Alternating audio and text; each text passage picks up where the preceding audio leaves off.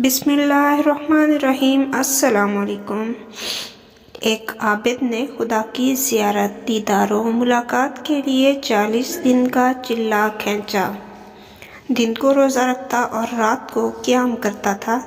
एतकाफ़ की वजह से खुदा की मखलूक से यकसर कटा हुआ था और इसका सारा वक़्त आज़ारी और दीदार व नियाज में गुज़रता था। 36वीं रात इस आबिद ने एक आवाज़ सुनी, शाम 6 बजे तांबे के बाज़ार में फ़लाँ तांबासाज की दुकान पर जाओ और अपनी मुराद पालो। आबिद वक्त मुकर्रर से पहले पहुंच गया और मार्केट की गलियों में तांबासाज की इस दुकान को ढूंढने लगा। वो कहता है, मैंने एक बूढ़ी औरत को देखा जो तांबे की देगची पकड़े हुए थी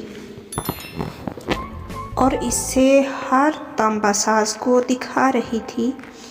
इसे वो बेचना चाहती थी। वो जिस तांबासाज को देगची दिखाती वो इसे तोल कर कहता, 4 रियाल मिलेंगे।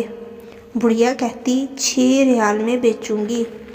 कोई तांबासाज इसे 4 रियाल से ज़्यादा देने को तैयार न था। आखिरकार वो बुढ़िया एक तांबासाज के पास पहुंची। तांबासाज ने अपने काम में मसरूफ़ था। बुढ़िया ने कहा, मैं ये बर्तन बेचने के लिए लाई हूँ और इसे 6 रियाल में बेचूंगी। क्या आप 6 रियाल देंगे?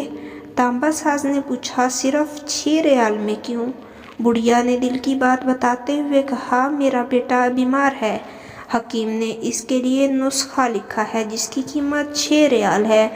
तांबासाज ने देगची लेकर कहा, माँ, ये देगची बहुत उम्दा और कीमती है। अगर आप बेचना ही चाहती हैं तो मैं इसे 25 रियाल में ख़रीदूँगा।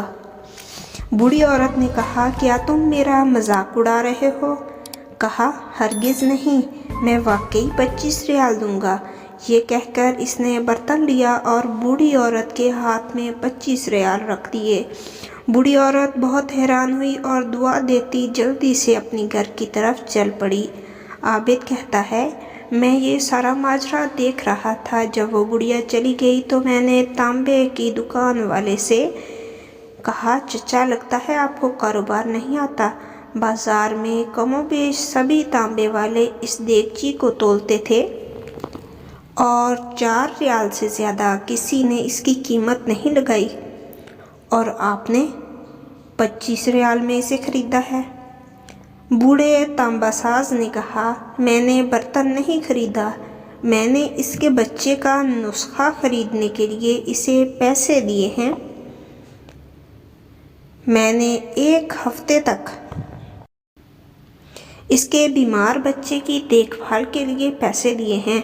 मैंने इसलिए इसे ये कीमत दी कि घर का बाकी सामान बेचने की नौबत ना आए। आबिद कहता है, मैं सोचता और इसको देखता रह गया। इतने में गैबी आवाज़ आई, चिल्ला कशी से कोई मेरी ज़ियारत का शर्फ हासिल नहीं कर सकता। गिरतों को थामो और गरीब का हाथ पकड़ो, हम खुद तुम्हारे पास चल कर आएंगे। अल्लाह करीम हमें समझ और खुलूस से नियति के साथ अमल की तौफीक अता फरमाए और भलाई का अमल अपने इर्द गिर्द से करना चाहिए।